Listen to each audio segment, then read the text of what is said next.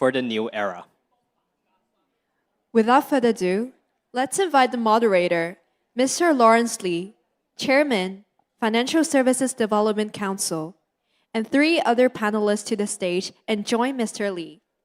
They are Mr. Chris Sun, JP, Secretary of Labor and Welfare, Hong Kong SAR Government, Professor Anna Wong, Professor of Practice, HKU Business School, and Dr. Allan Zeman, Chairman of Lan Fong Group.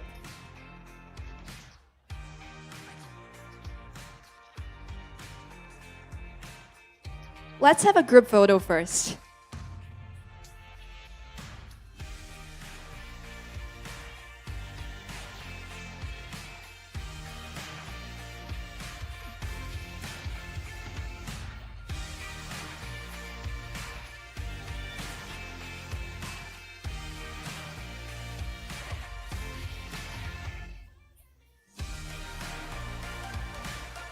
Thank you, everyone. Please be seated.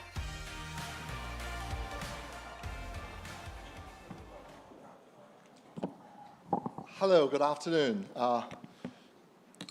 To see how full the place is, it's frankly a bit surprising because I know all of you are busy. I actually did, before I came in, ask what sort of audience are we talking to today, and I'm told that you really do actually come from all walks of life, in some way reflected in the panel. That is, we have today Chris, immediately to my left, whom I think of as the promoter of talent. And then we have Anne, Professor, who I think of as the trainer of talent. And then to my far left, Allan.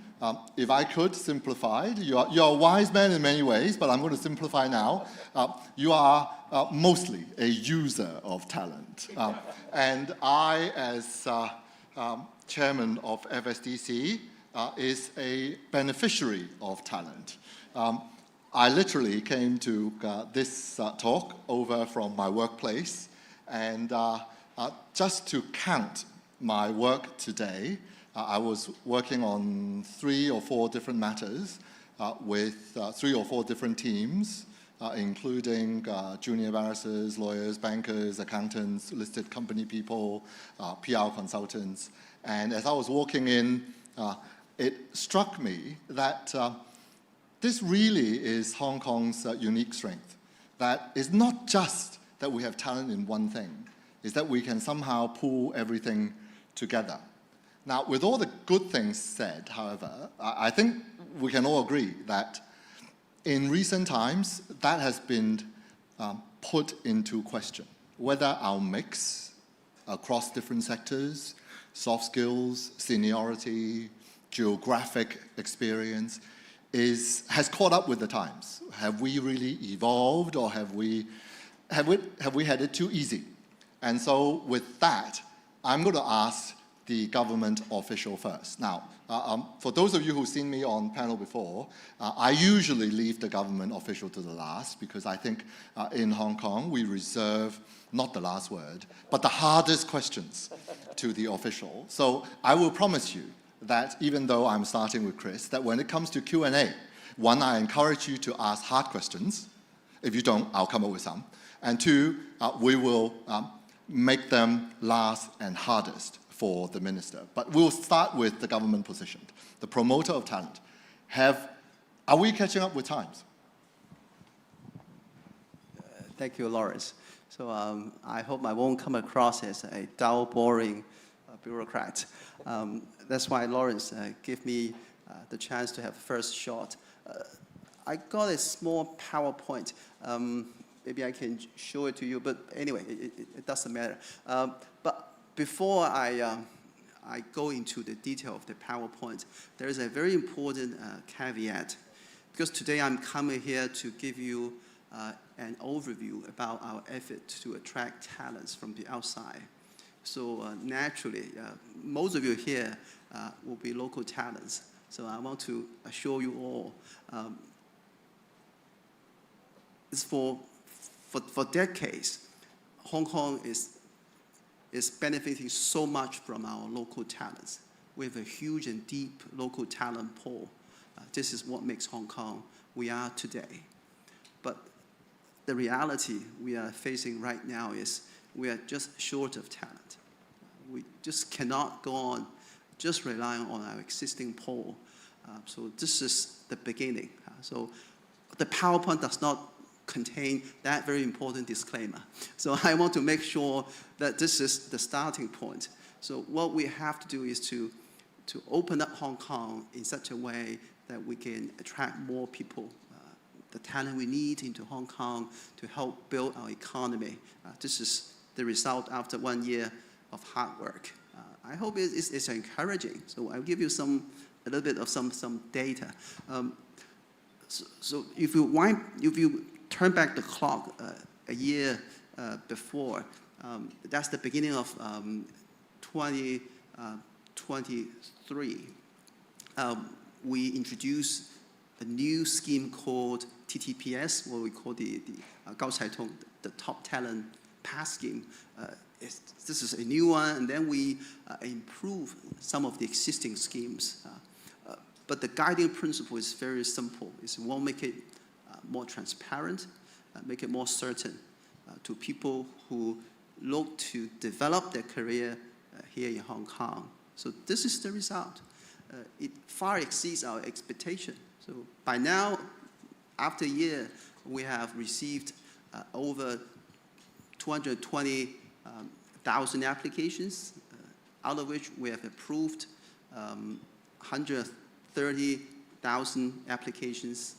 If you look at the visas that have been issued already, by now, about 90K people, they have already arrived here in Hong Kong with their visa, and they are bringing their spouse and dependents. So we are welcoming more than 90K people. So this is very important to us. Their children, their spouse, for their spouse, they also contribute to our economy if they work. For their children, again, when we are desperately in need of children to fill the school places, these are very much welcome fresh supply to make sure that our school system can go on. So this is a small picture. But if you look deep into it, I can go down to the next page. We just look at the those who are coming into Hong Kong as top talent. Most of them, actually, they're very young. Our median age right now is about 47. Our median age is 47 by now. But if you look at the age profile of talents coming to Hong Kong, so most of them, I think around 90% of them, they are at or below our median age. About a third is below the age of 30, about 70% below the age of 40, very young. This is very, very encouraging to us. Of course, one of the comments that's been constantly being made on our scheme is that we have been very successful in attracting people from the mainland. Of course, if you look at what passport they're holding, most of them, they hold a mainland passport. But I think for talents, it's more relevant to look at where they receive their education. If you look at that aspect, around 40% of the top talents coming to Hong Kong, they are all educated overseas. About 16% in the US, 9 or 8% respectively in Australia and the UK. So I think this is very important for us because they are bringing with them their international perspective. If you home in even deeper, it's not on that slide. It's those what we call the Cat C. These are the fresh graduates with less than 3 years of work experience. Only 25% they're coming from the mainland. 3/4, 75% of them, they are all educated overseas in the US, in Europe, in the UK. So these are the young people that are coming to Hong Kong to help us to build a better future for Hong Kong. So this is the result. So looking ahead, apart from attracting talents, increasingly, the challenge for us will be to retain them. Because coming here to Hong Kong is never easy. The competition is a challenge, education is the concern, what kind of work they're going to get. So this is what we're going to look at to help them. And we have just set up what we call a talent office. The office is going to provide facilitation, services, but more importantly is to build our partner circle. So we've been partnering with real estate companies. We're partnering with education consultants, with all the job seekers, and everyone. They look to serve all these top talents.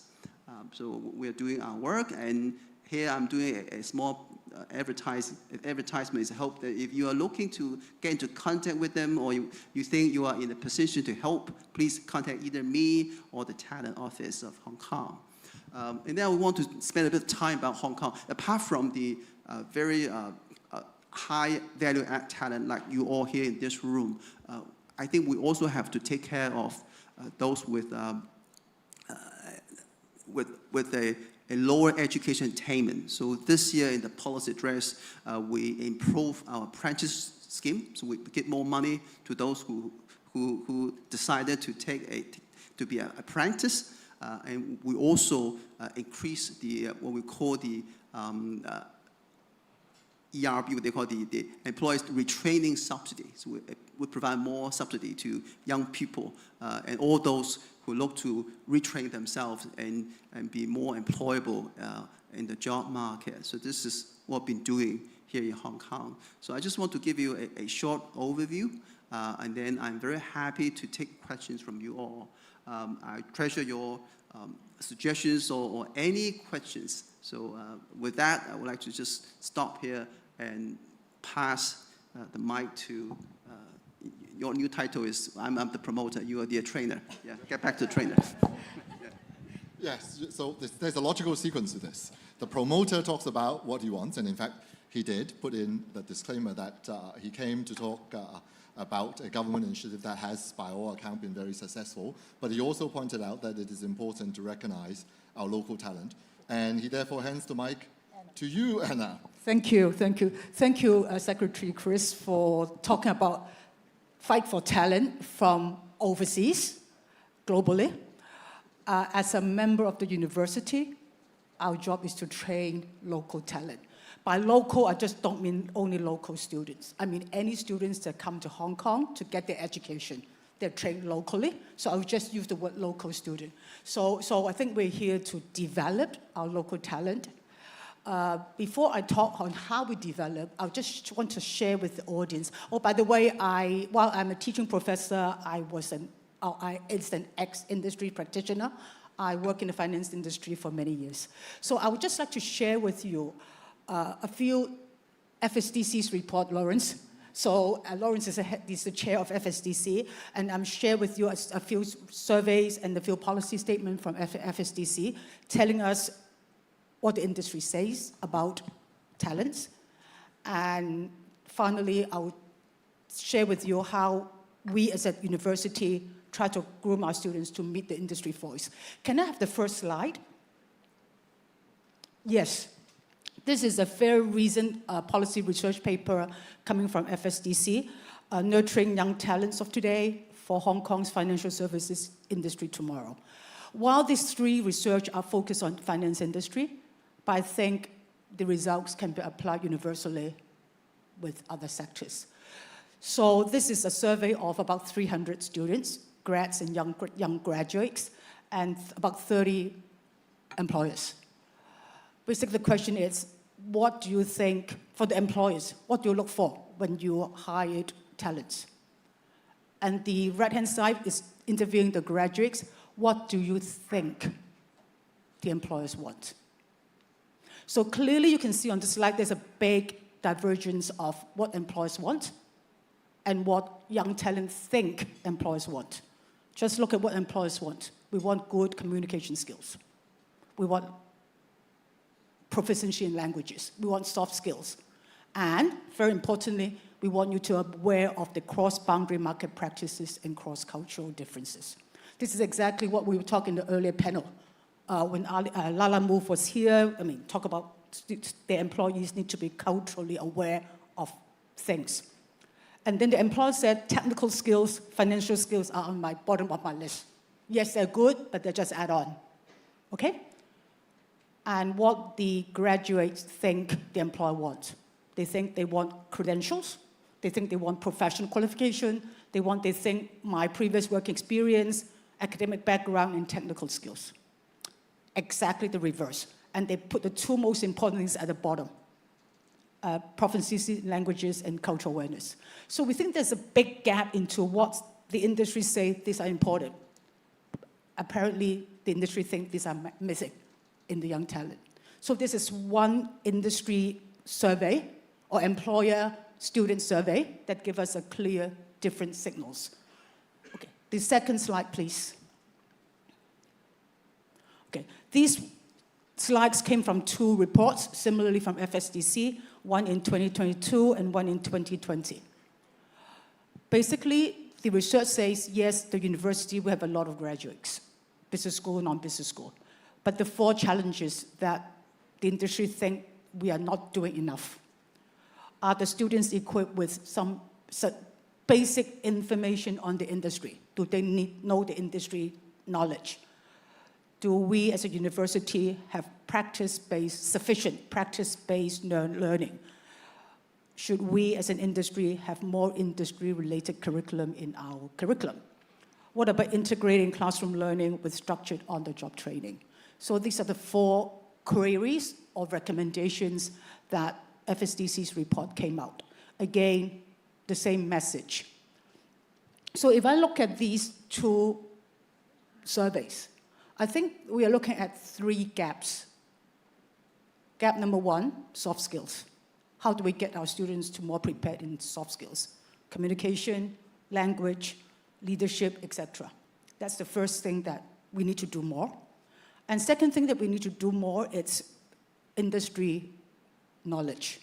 Do they know a bit more about the industry? Again, this three research focus on financial industry. But I'm sure possibly the same apply to other areas. So how do we equip our students better in terms of understanding what's happening in the industry? The ESG that we're talking earlier, do they know this is something really happening and you need to know ESG? At least, what is it, how to embrace it, and how to apply it into various disciplines. The third missing gap is on the cross-boundary market knowledge and cross-cultural. So our students generally are very focused on Hong Kong. They know what's happening in Hong Kong. They have a lot of opinion, comments about Hong Kong. But if it comes to cross-cultural, I think there's an area that we can do a bit more. Commenting on this last gap, I'm seeing a phenomenon I think that we need to improve. While every university, including Hong Kong U, said we are very international, we have a lot of international students, whether it's from overseas or mainland, I think there's insufficient integration between the different ethnic groups. How can the local Hong Kong students integrate more with the international students and vice versa? I think that's part it's not doing very well in university, and that's not just not doing good to the international student. It's not doing good to our local students where they don't have the cultural awareness that we're trying to build them.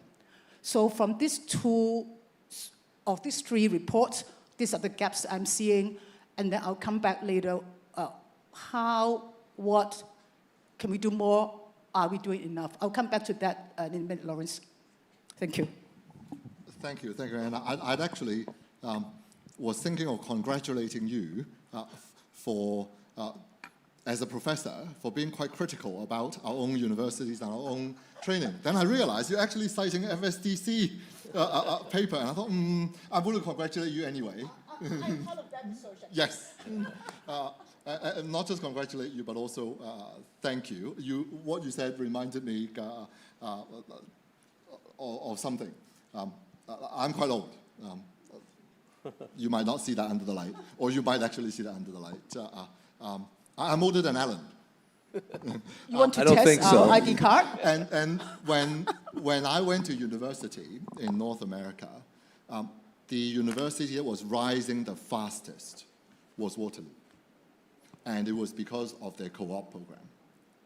And it was not internship. I'm really happy for you to have pointed out. It's not because that was an internship, but because that equipped the students to adapt, to be useful at entry level. So one last thing I want to point out from the report, is an FSCC report, is that don't misunderstand the industry knowledge that financiers and industry professionals were reflecting are not hard knowledge, but knowledge about what is happening in the industry. You come into an industry, you need to know some basic structure. And tomorrow you go into a meeting, you meet a guy who hands you a card that says SVP. In the finance context, what is an SVP, right? So those things that are very practical. Now, on practical things, there's no one on this panel who can beat Allan, which has nothing to do with your age, but has more to do with your wisdom. So as a user of talent, do you echo the findings? Well, I think that it's very interesting. Obviously, the government, Chris, has done a very, very good job, really, of attracting talent, because Hong Kong is a very, very unique place. One country, two systems is something that Deng Xiaoping came up with, and literally, we're kind of the guy in the middle between China and the rest of the world. And so we've heard superconnector, we've heard all the buzzwords and all that, but I don't really believe that so much. I think that, so our universities are really, really important to really train the graduates coming forward. And of course, I'm happy to see Chris has been able to attract a lot of, well, more than the government originally wanted for international students from, majority might be from China, but that's okay too, because the Chinese market is huge and very, very, very bright students. And as Chris says, they've all been educated abroad. And so they bring a great talent to Hong Kong. We're living in an age now where universities really need to be ahead of the curve, basically. We're living in an age of AI going forward, ChatGPT, all these new buzzwords that never existed 2 years ago, 3 years ago. And the world industry is changing so quickly. If you look at China, on the other hand, who used to be backward, who really, I was in China for 45 years. I lived in Hunan in Changsha 45 years ago and lived through communism, true communism, where Chairman Mao was born, and I saw China change dramatically. That's why I became Chinese in 2008, because I really believe in the country. But I do believe that we need to, the universities really need to be ahead of the curve now because of all this new technology that's coming forward. In Hong Kong itself, we fell behind in technology, where China has really surpassed us. And the rest of the world, luckily, is still way behind. China is further ahead than because they don't use cash or credit cards. It's all Alipay, WeChat Pay. It's all your mobile phone. We're still using what the rest of the world uses. But I think going forward, we really need to come up with programs whereby we can have an exchange of students talk about the Greater Bay Area for the future. Until you live and experience it, China has some of the greatest universities. We're lucky in Hong Kong. We have 5 or 6 of the top universities really in the world. Every year, we're in the top 100, all of our universities, even Hong Kong U, which most of you are from, it's rated as a top university. And I think that to stay that way, we need to be ahead of the curve, as I said earlier, be ahead of the curve, even in the legal profession, in everything, because things are changing so rapidly. And so we need to have graduates who really come out and can think. In the past, 3 things drove Hong Kong since '97, basically. It was financial services, legal services, all services, basically, some tourism. Second thing was the real estate market, which people unfortunately went through. And the third thing was the stock market. Those are the keys. But going forward, we have the Northern Metropolis now in Hong Kong, which is very important. Before we had no land. So now it presents the opportunity because you have companies like biomedical is going to be a big thing. AstraZeneca has agreed to come to open up a plant here. Why? Because of our universities, because of R&D. So we will have a whole new industry in biomedical, and that's something that the universities really have to step up to the plate. And then Huawei is opening up a big plant. They have something in the science park, but they can open up a real plant here. Lenovo is going to be opening up a thing. There's 30 or 40 companies that have signed up. So industry will come back to Hong Kong because we lost our industry overseas. And all these students, all of you people in this room, including new students who are not here and who are coming, we need to have exchanges in the Greater Bay Area with some of the universities, and whether it's not Greater Bay Area, Tsinghua University, some great universities. China has some really, really first-class universities. And I really, really think that it's important that young people today really have to experience. Textbook and teachers can teach you things, but through experience, through experiencing a different culture. That's my whole life. I've been successful because, like John Lee says, you're really one country, two systems. You're the real one country, two systems. I have a Guilo face and a Chinese heart. But it's the truth, you know, and basically because I understand all sides. And it's important for students that want to get ahead in business to really take your applications of what you learn in school, but literally make it happen. You can help to strengthen Hong Kong because Hong Kong is changing in the future. We will be getting away from the real estate market. We'll always be building houses. But even things like robotics, even the Winnie Ho, who's, you know, the head of housing authority, talking about now building new housing authority buildings using robotics. I just gave a speech for the construction industry, also talking about the new method of building. And because we have an aging population, technology is so important.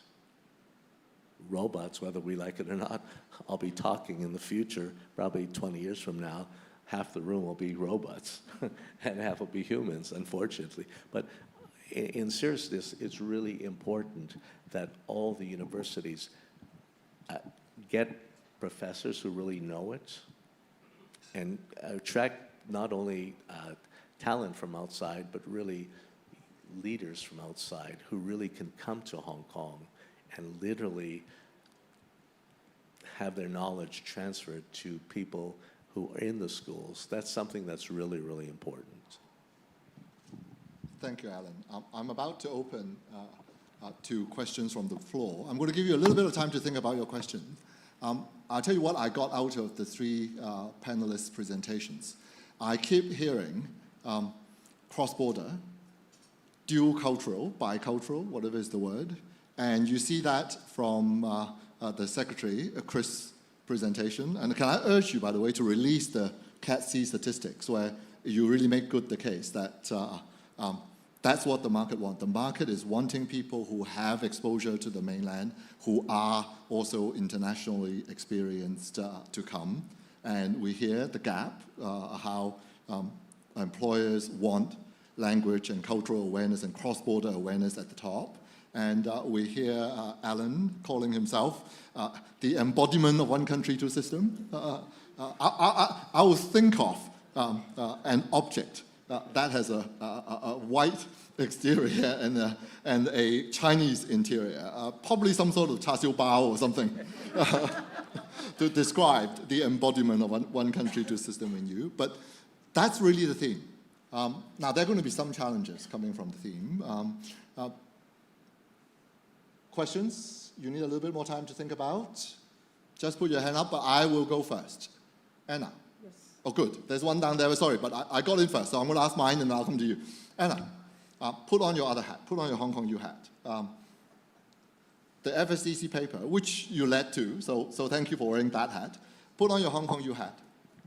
What are the universities going to do about it? Okay, I leave as a strategy to our dean and to our provost, Professor Provost. But I think a lot of professors, a lot of teachers are actually striving to do much more to get our students engaged. Okay, so I think this is happening at different levels and also at our student enrichment office. Somehow students still think grades are very important. Okay, when I ever meet my students, ever have a chance to talk with them, grades is a prerequisite and just get you in the door. It's enough, just enough to get in the door is okay. Once you get to a door of interview, grades are no longer important. But make sure in this 4 years, you go out and see the world, okay?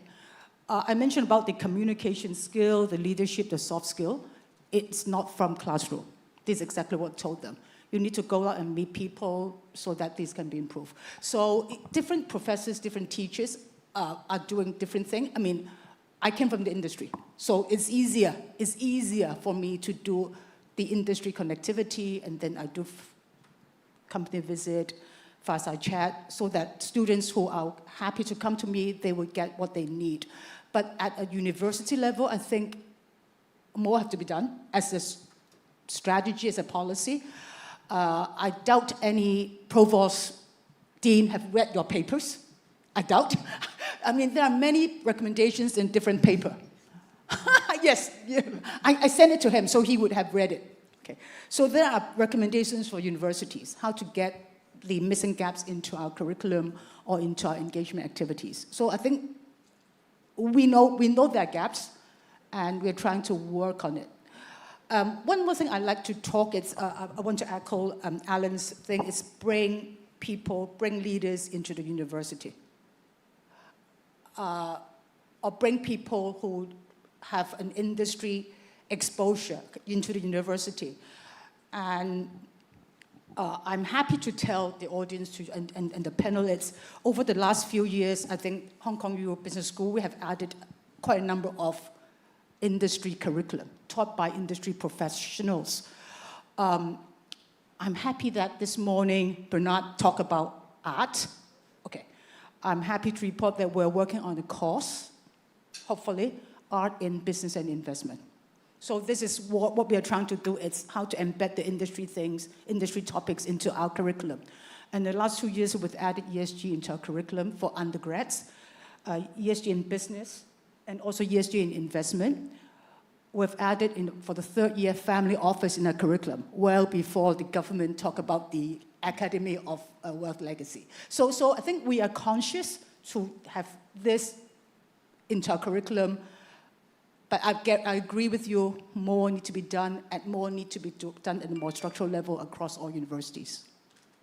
Thank you. I want to encourage you to continue to come up with questions. I will come down. I remember every one of you who are raising hands, so don't worry.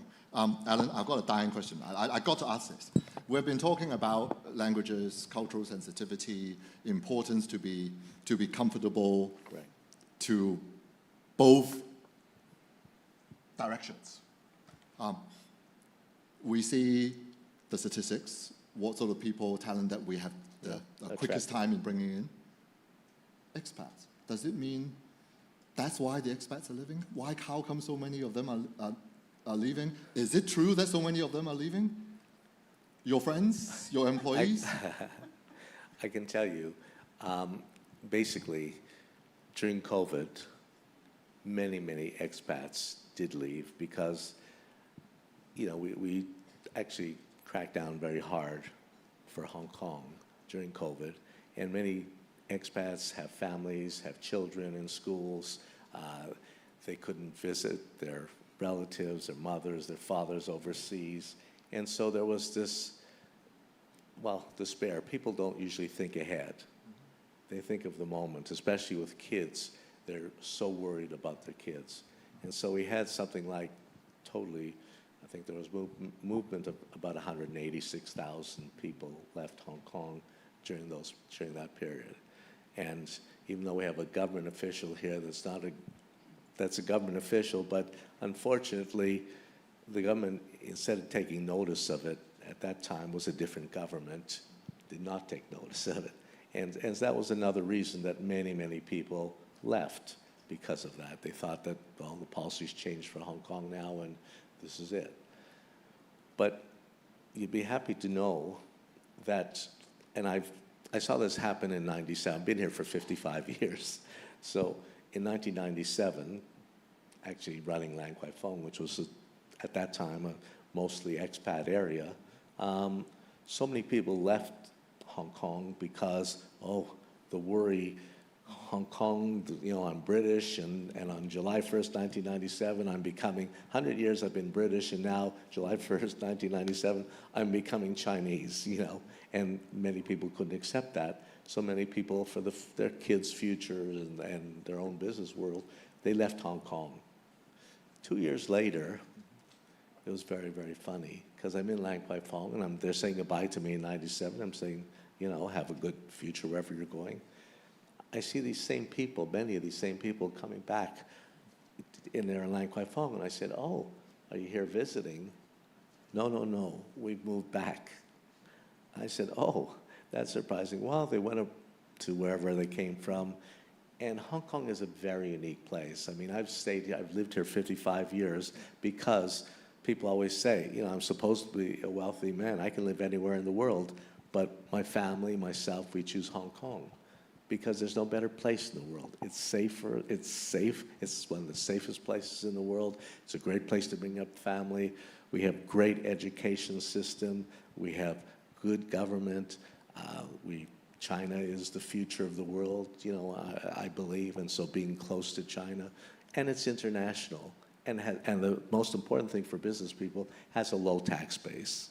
And the good thing is Paul Chan announced no new taxes coming today in Davos, which scared a lot of people. So basically, I think that because of that, many people are coming back. And I've seen many, many people now, expats, come back to Hong Kong. And many businesses who moved to Singapore because they thought that was the place. Singapore has a lot stricter laws than Hong Kong. They found out the hard way, and they've all moved back again.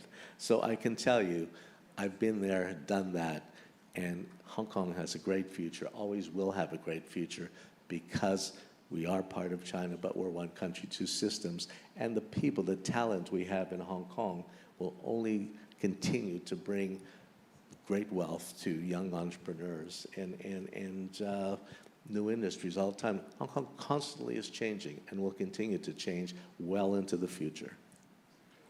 On that positive note, could I add a little bit to it? I've advised a predecessor of yours, Chris, that the best statistics you can get as to expats is not from the statistics department, but from the Education Bureau.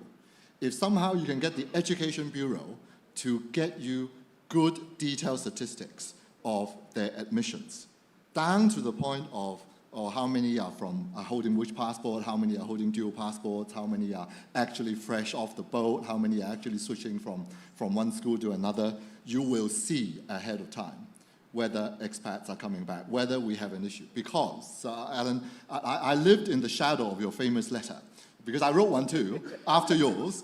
Thank God yours went first, so that got widely reported. And I took the perspective that if you look at international schools, they were becoming empty. Now, actually, I think a lot of expats in Hong Kong stuck out for a long time, that they're very committed to Hong Kong. But as you say, at some point, they start worrying about their kids. And so what you see is that during the COVID restrictions, April was crunch time, because that's when you decide whether to keep your kids for the next September. And through a variety of ways, we're able to gauge that. And I wrote a letter, a little bit more turgid than yours. Thank God you went first. But we did point out that the international school were expecting.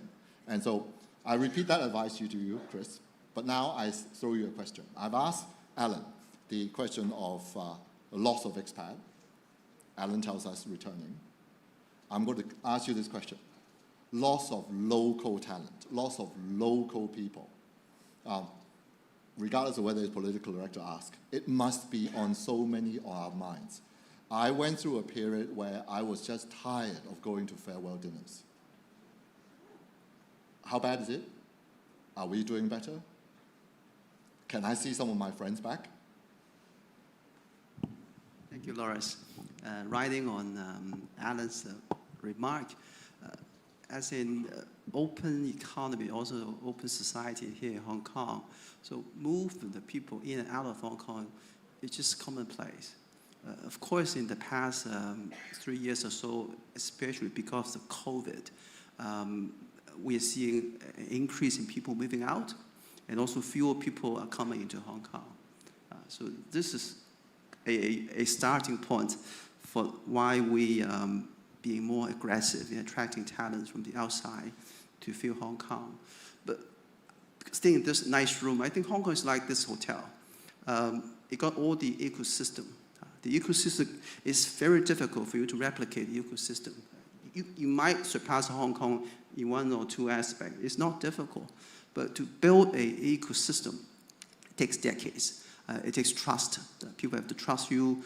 So Hong Kong is the only city in China that is practicing common law. Not just practicing common law, but a common law that is internationally trusted and aligned with the whole international system. We have our own money, we have our own semi-central bank, so everything, because of one country, 2 systems, is making Hong Kong so different.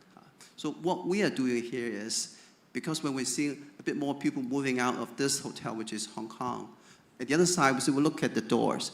Are we going to open it a little bit more so we can welcome people there waiting outside and they're hoping coming into Hong Kong? Let's open it a little bit and welcome them into Hong Kong. We need a balance here in this hotel to make it work and to make it thrive. So let me share a story, just one conversation I just had when I was in Shanghai last weekend. Before I left Shanghai last Sunday, I met people that already got the visa from the top talent pass, but not yet moving to Hong Kong. So I got a small focus group discussion with them. So there's one guy, he got a visa out of Cat A. That means he's earning a lot of money. So Cat A, the high earner. So he said, well, he told his son that we're moving to Hong Kong. His son said no, because number one, they have to downsize. They're living in a 5,000 square foot big house. Moving into Hong Kong means living in a small apartment. And his son's eye, Hong Kong is small, not as attractive and not as vibrant as Shanghai. And he has to learn Cantonese. So why they have to go? I think it's clear to them, because by moving to Hong Kong, they're going to have a much bigger chance to develop and build his business here in Hong Kong, making use of the very unique ecosystem here in Hong Kong. I think this is the story behind. Of course, it's a joke, but what he's asking me is, please help me to resolve all his problems. What his problem is, he has to find a good school for his son. He needs to have a bit more information about starting business here in Hong Kong. There are a lot of information gaps, there's a huge asymmetry of information. All the things we take it for granted here in Hong Kong, for those who are living in Shanghai, in Beijing, in Tianjin, or in Shenzhen is better. They just have no idea about what Hong Kong is. But what they know is they truly believe there is a better future here in Hong Kong. So they're voting with their feet. So I hope by all these remarks, I'm coming back to the starting point is, I think we are seeing more people coming back to Hong Kong, just because, as you said, the school admission is a precursor, I think, but there's a lot of different precursors. So we're seeing more needs and more demands for it. For Hong Kong to remain as vibrant, as attractive as before, what we need to do is just do better by ourselves. Because Hong Kong itself is a magnet. If coming here means you can make more money, coming here means you have a bigger business, coming here that means you have a wider room to build a career. Why not Hong Kong? Why not coming back to Hong Kong? For those, if you're tired of a cold winter, you're tired of having a less convenient transport, you're tired of not receiving all the attention you used to get here in Hong Kong, they should be back. We're going to welcome them with open arms. So I just end with a very positive note. So thanks, Laurence. Laurence, let me just add one thing. Basically, as a businessman in Hong Kong, right? And let's say, I'll go back to Lan Fong for a minute. Before, Lan Fong was always known as a Guilo, as a Western area, basically. It's the way it started, and then it became different. The customer base changed. I mean, everybody's complaining about nightlife area and all that. Well, Lan Fong, basically all year, has been up 20% over 2018 figures, unlike most other areas, and people are surprised. Why? Well, I'm landlord for many tenants. One of my tenants, I get turnover rent, and I look at the turnover he's doing. He's a club, and he does about 6.5 million Hong Kong dollars a month. Most clubs do about 2 million, 3 million. He's doing double. And I said to him, "What are you doing? How come you're so much higher?" He said, because my mainland customers. I said, oh, they come in, and actually they spend, it's a club, no food. They buy Dom Perignon champagne. The end of the night, the bills are 500,000, 450,000 Hong Kong dollars, crazy. And I laugh because actually Lan Fong has become so famous in China today, and we're building many throughout China now. We get over 100 every day to take pictures of the street sign and put it on social media, Weibo and all the other sites. And so I thought to myself, and now about 35% of our business is mainland. 20% is expat, and the balance are local Hong Kong people. And so it's really they've become such an important customer. And I've said to the press jokingly, I said, I love the mainland customer because, Guilos used to come and buy 2 beers and spend $100 and stay there all night. The mainlanders come, spend 500,000 and 450,000. They're the best customers to have. But that's where Hong Kong is a very blessed, special place. Thank you, Allan.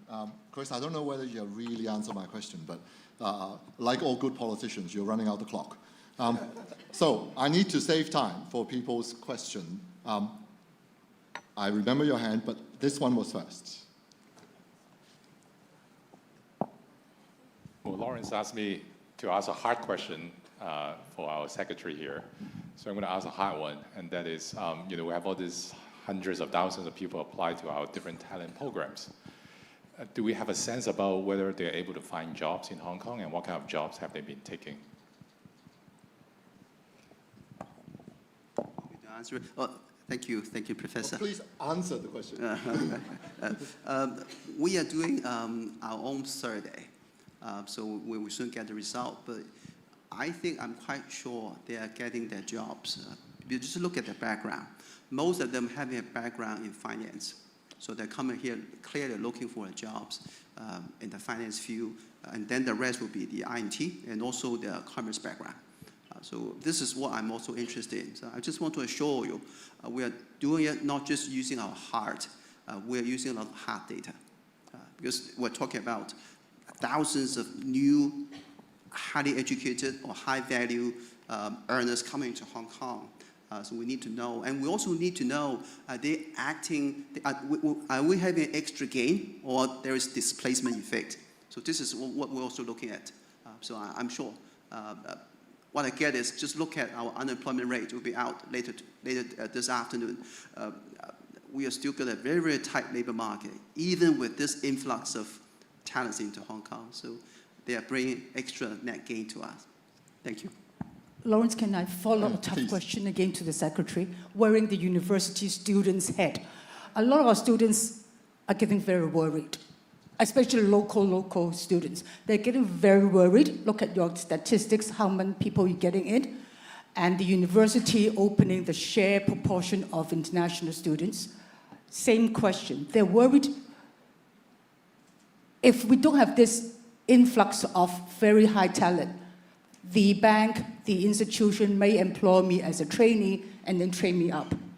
Now with all these very good people coming in, I'm being displaced. I think this is exactly what our students are saying. Okay, and I'm going to take that. I promised a couple more questions. Sure. Of course, I'm sorry. Before we get a response, the gentleman in the back. Well, first of all, Okay. First of all, thank you for the panel. Really interesting. I did my MBA here, and I wanted to quickly say something about cultural sensitivity and language, because what you said about the students, it's a self-selection process, right? When I was doing my MBA, the foreign students worked with the foreign students, the local students with the local students, and the mainland student with the mainland students, probably because of cultural and language issues. I think it's not the university that has to change there. It's probably way younger. If you want to have better skills, soft skills, cultural skills, it has to start in childhood. It cannot be the university to change it. How do you feel about that? Thank you. Before we get an answer, sorry, I'm eager to get as much feedback from the audience as we can. And, well, we are right on the clock, but like all lawyers, I'm going to overrun. Yes, the lady, please. Hi, thank you for the panel. I'm a permanent resident and long-term expat. If anyone in the government would like to have a focus group of people like me, I'm happy to share my thoughts. No one's ever asked me. But I do have a question for the Secretary about retaining talent and attracting talent. In addition to being a PR, I'm also a working mother of 2 children, and I am managing a team that is half in Hong Kong, half in Singapore. And I have discovered that the Singapore government offers a certain amount of childcare leave, where if you have young children, you get up to 6 days per year. If your child is sick, the school is closed, your nanny is unavailable. I'm wondering if the government is considering more family-friendly programs, because retaining talent is not just attracting people, but when people become parents, making sure that especially women, our skills and our abilities are not lost because we find it too challenging to go to work because it's not a supportive environment for childcare. Thank you. Thank you. I'm going to keep my promise that the last set of questions goes to the government official. And I'm going to impose a word limit. 2 sentences to each question, please. I'm already overrunning. Yeah, thank you. Thanks for the honor. For families, we are, as you see from the policy address, we're putting a lot more resources to provide childcare support, including after-school care. So don't worry, we'll take care of your need as well as the need of families here in Hong Kong. So that's the first question. Starting from young. Starting from young, I think you're right. Starting from young. So I think for the local young people, let's not be afraid of competition. You have the natural edge here. So you know Hong Kong, you speak Cantonese, you have all the local connection. You'll be the first one to get the job. And plus, they are not just here to get your job. They're here, a lot of them, they're coming, they're creating jobs. But we need a lot of hard statistics to show them. So, but we are aware of your concerns. If you look at the fresh people coming here, the CASC, we put a quota. For every year, we say we have to stop at 10,000. So this is a quota, because we have to make sure the young people here, you get the chance first. So I hope we'll try to strike the right balance. Thank you. Thank you. Thank you, everyone. I'm told that good discussions never end, and is a mark of things having been fruitful. So I will stop here and not end, and encourage further discussion. I want to thank all our panelists. I want to thank the university for putting us together. I want to thank the Dean for reading the FSDC report, and thank you, everyone.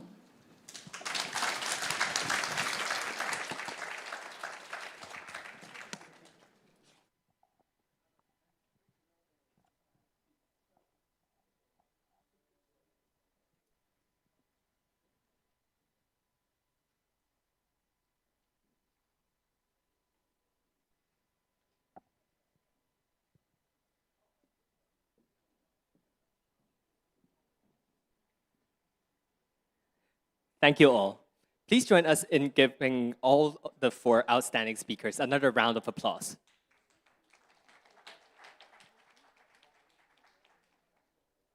May we now invite Professor Heiwai Tang, Associate Dean, External Relations of HKU Business School and Director of Asia Global Institute, to say a couple of words to conclude today's conference. Are not always working here. I was told that I should be very brief because there's another event coming up around 5 p.m.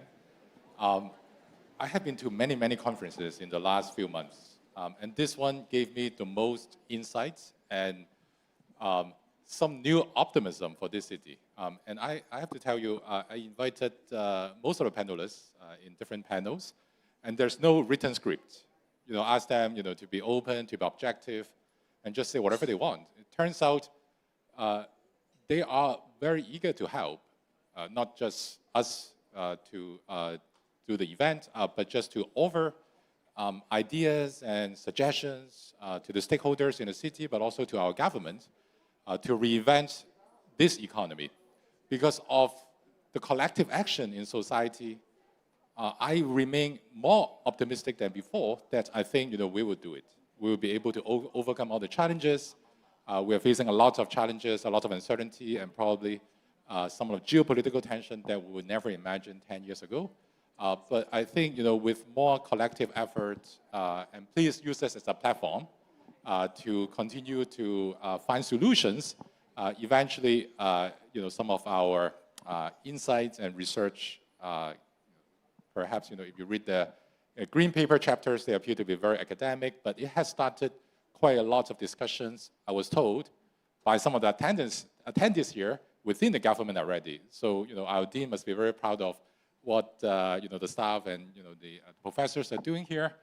So we started with academic, and we create this platform, and we remain very attractive to the stakeholders to come to speak freely and frankly, like what you just heard about talent issues and programs to overcome some of the problems. So once again, thank you very much for attending this event, especially for those of you who came already 8 in the morning and stayed for almost 7 hours. It has been very long, but I feel that it's a very fruitful event. I hope to welcome you back again in about a year's time. And I thank all the speakers who are still around for contributing to this event. Make sure that you take the green paper report, right? We are not going to throw it away and recycle. And those are great papers contributed by my colleagues, myself, and also some leaders in the law school as well as the medical school. Thank you. Have a good evening.